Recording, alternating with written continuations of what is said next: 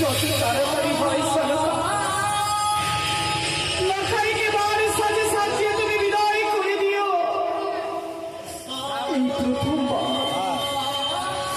এই প্রথমবার আমি আমার স্বামীর কথা অমান্য করেছি গো। আমি আমার স্বামীর কথা অমান্য করে এই বিশ্রাম কক্ষে পালিয়ে এসেছি। কি করে বিদায় দেব? এই জগতে কোনো মাকে পারে নিজের সন্তানকে বিদায় করে দেবে?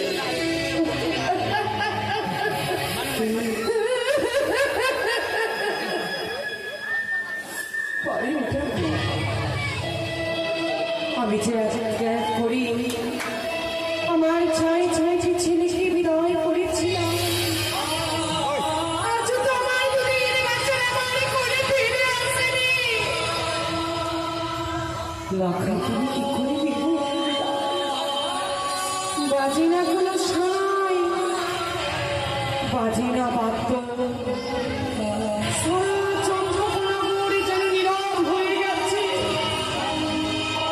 তবে কি লখাই আমার বিবাহ করিতে চলে গেছে?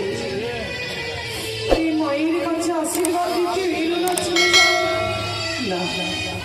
চলে গেছিস ভালো করেছিস বাবা। যদি তুই মায়ের কাছে বিদায় দিতে আসবি, আমি যে তোকে বিদায় দিতে পারতাম না বাচ্চা। তবে মায়ের আশীর্বাদ সর্বদাই রয়েছে তোর সাথে। আমি মাকে এই চম্পক নগর তন্ন তন্ন করে খুঁজে দেখলাম, কোথাও পেলাম না। মা কোথায় গেল? ছেলেটার মঙ্গল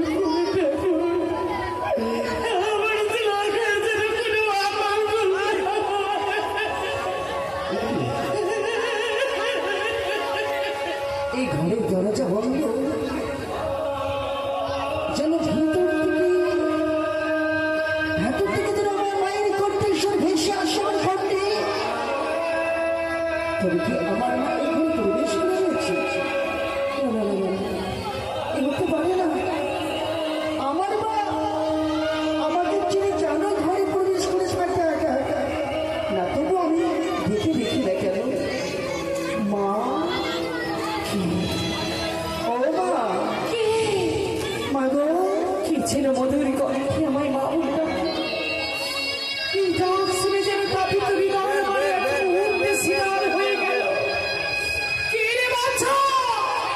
একটু দাঁড়া, আমি আসছি, আমি আসছি।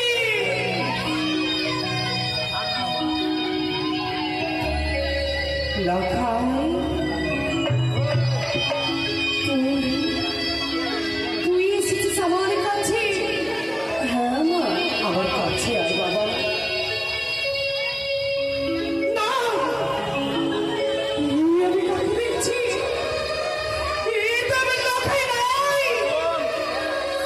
যদি আমার লখাই হতো, বর সাজে কখন আমার কাছে আসতো? তুই লখাই, আমার ঘর থেকে তুই বেরিয়ে যা, বেরিয়ে যা। ও মা, মা,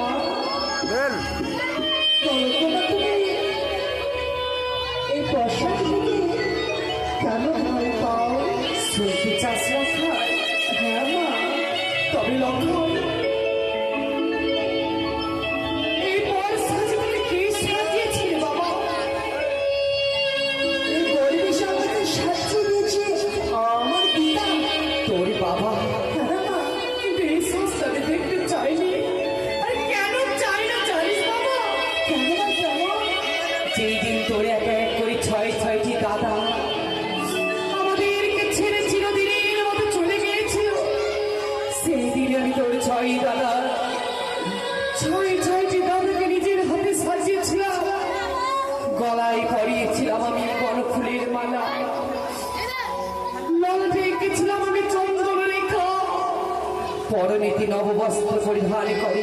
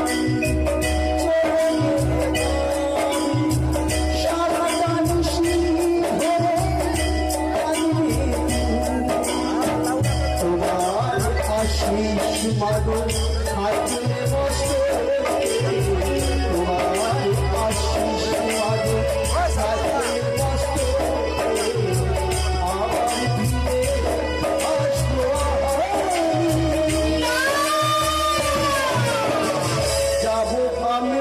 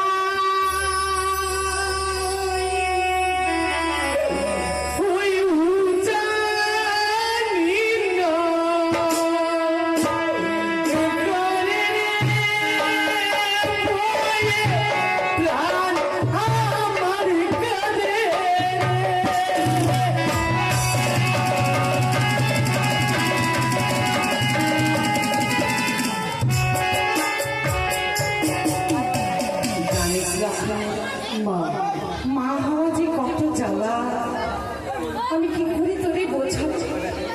কিন্তু এই জগতে যদি মা কাঁদে তবে সারা জগৎ কাঁদে। মা কাঁদানো কখনো ভালো না। যে সন্তান মাকে কাঁদায় সে সন্তান যে কোনোদিন সুখী হতে পারে না। তাই তুই আমার কথা বাধ্য হবি বাচ্চা। বেশ না, আমি যাবো যাবো পিতার সাথে ওজনকে বিবাহ করতে। তবে একটি শর্ত। বল না বাবা, এমনই করিস শর্ত। তুমি যদি পারো তবে এসো, আমার এই মস্তক থেকে মুকুটি গলা থেকে মারা খুলে ফেলে দিয়ে তোমার আঁচল ঢাকা দিয়ে তোমার হৃদয় যেন বুক পারবো না, পারবো। তোর বাবার যদি অধিকার থাকে তোর উপর, আমিও তোকে 10 মাস 10 দিন আমি তোকে পেটে ধরেছি। তোর বাবা যদি তোকে বর্ষা সেই বর্ষা যদি নিজের হাতে খুলে ফেলবো, সারি রাজনে দেখে রাখবো। আমার বুক থেকে তোকে কেউ কেড়ে নিয়ে দিতে পারবে না। আয় আমার কাছে আয়।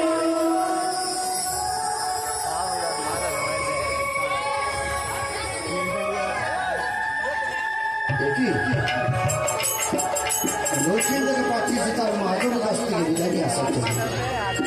কেন লক্ষ্মীদের আসছে না বিদায় নিয়ে? তাহলে কি তার মাজন বিদায় দিচ্ছে না? বেশ, আমি নিজেই গেলে দেখি বিদায় না দিয়ে আতঙ্ক যে ঢেকে রেখেছি।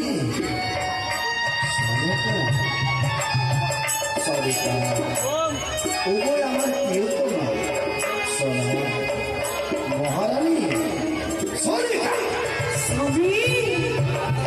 পুত্রকে বিদায় না দিয়ে কেন আচরণে ঢেকে রেখেছো তুমি? আমি পারিনি। আসলে যে সময় পুত্রকে আমি বিদায় দিতে চাই, আমার হারিয়ে যাওয়া এক এক করে আমার 6-6টি প্রেমিক আমার চোখের সামনে ভেসে উঠেছে। তাই আমি আমার মালিককে বিদায় দিতে পারিনি গো।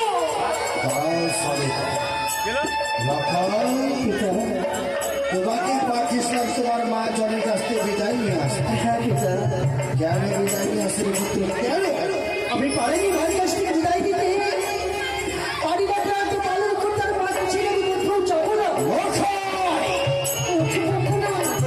ওর কোনো দোষ নেই। আমি তো বিদায় দিয়ে লক্ষণ দিব। লক্ষণ, তুমি হয়তো জানো পুত্র, শ্রী রামচন্দ্র পিতৃপাঠ্য পালন করার জন্য 14 বছরে গেছিল বনবাসে। সে যদি পিতৃবাক্য পালন করতে পারে তাহলে তুমি কেন পারবে না? রামায়ণে শ্রী রামচন্দ্র পিতৃপক্ষ পালন করার জন্য গিয়েছিল 14 বছর বনবাসে। কিন্তু রাম জানতো, রামেরাই জানতো যে আমি যদি বনবাসে না যাই তাহলে বনে যত রাক্ষসকুল রয়েছে রাক্ষসকুল হতে উদ্ধারে পাবে না। সেই বলে পিতৃপক্ষ করবার জন্য 14 বছর রাম গিয়েছিল বনবাসে। এতই বড় হয়ে গেছে পুত্র, পিতার মুখে তর্ক। তুমি হয়তো জানো পুত্র, রাবণ পুত্র বহি রাবণকে পাতালপুরে ভদ্রা কালী কাছে বলে যাওয়ার জন্য রেখেছিল। সেই তো পিতৃবাক্য পালন করার জন্য, সেই যদি পিতৃবাক্য পালন করতে পারি তাহলে তুমি কেন পারবে না? রাবণ ভৈরবাদ পুত্রকে নিয়ে গেছিল পাথার উপরে ভদ্রাকালীর চরণে বই দেওয়ার জন্য সত্য। কিন্তু আমার জানতো শান্তি সে পূর্ণ শান্তিতে মুক্তি পাবে বলে ভৈরবাদ নিয়ে গেছিল ওই বনবাসে পাতাল উপরে বলি দেওয়ার জন্য।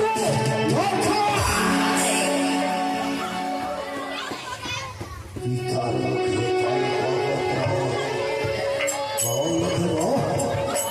এতদিন ভাবছিলাম আমি রাখাই যে তুমি আমার ওরসে জন্ম হয়েছ, কিন্তু আজ থেকে বুঝতে পারলাম তুমি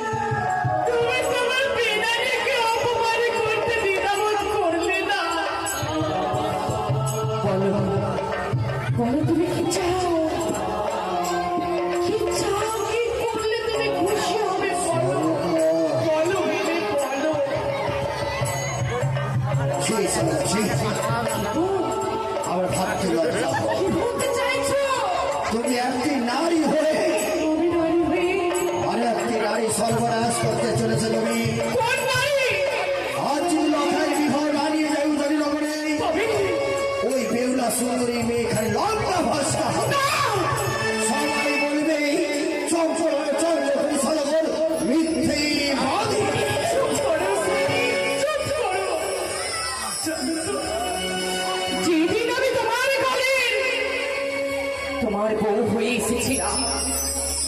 স্মৃতিতে যেদিন আমার প্রথম সিঁদুর উঠেছিল সেই দিন আমি প্রতিজ্ঞা করেছিলাম তোমার কোনোদিন উঁচু মাথা আমি নিচু করতে দেব না। আমার জন্য তুমি যদি অপমানিত হও তবে বেশ কথা দিলাম শুনে বুকের সাথে ব্যথা হলো আমি এবার ছেলেটাকে বিদায় দেব, তুলে দেবো তোমার হাতে। কিন্তু আমাকে একটু সময় দিবে। বেশ চলে খাও, আমি তোমার কিছু সময় দিলাম। লখাই রে, পারলাম না বাবা। তোকে আমি ধরে রাখতে পারলাম না। যেদিন তুই এত ছোট ছিলিস এই শাড়ির আঁচল আমি মুড়িয়ে আমার বুকের মাঝে ধরে রাখতাম। কিন্তু আজ তুই বড় হয়ে গেছিস, অনেক বড়, আর আমার শাড়ির আঁচল বড় ছোট হয়ে গেছে। এই আঁচলে আমি আমার তোকে ধরে রাখতে পারলাম না লক্ষ্য। আমি জানতাম না তুমি আমার আগলে রাখতে পারবে না। লক্ষ্মী সোনা আমার, তুই আমার ওপর অভিমান করিস না। পিতা যে সকল গুরুর সমান, পিতৃ আজ্ঞা পালন করতে হবে। আমি তোর নিজের হাতে মালা মুকুট খুলেছিলাম না বাবা, আমি তোকে বর্ষাতে সাজিয়ে দেব, আমি তোকে সাজিয়ে দেব লখাই। একটু দাঁড়া।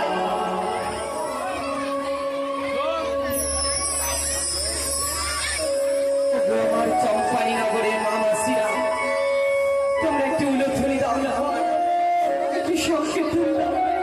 আমি মা হয়ে ছেলের মাথায় মুকুট গলায় মালা পরাতে চলেছি, তোমরা একটু সাথ বাঁচাও, উলু দাও।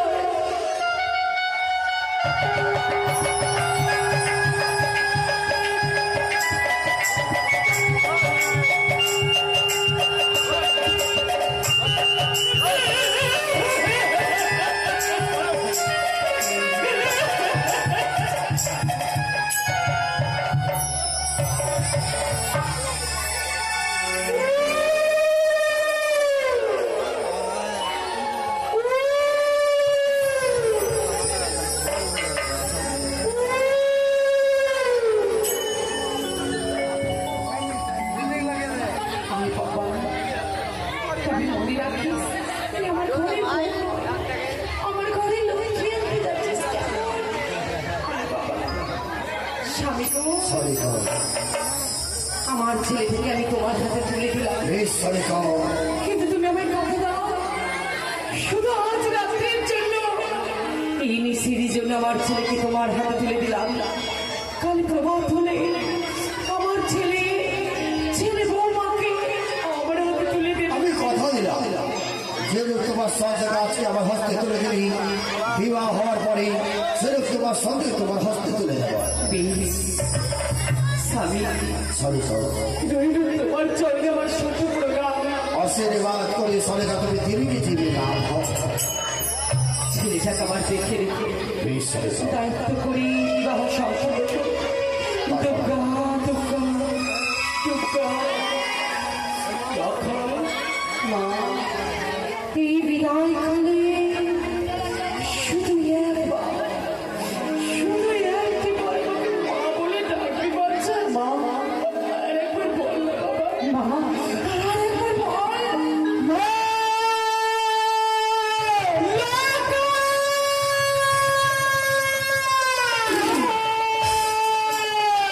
অথই!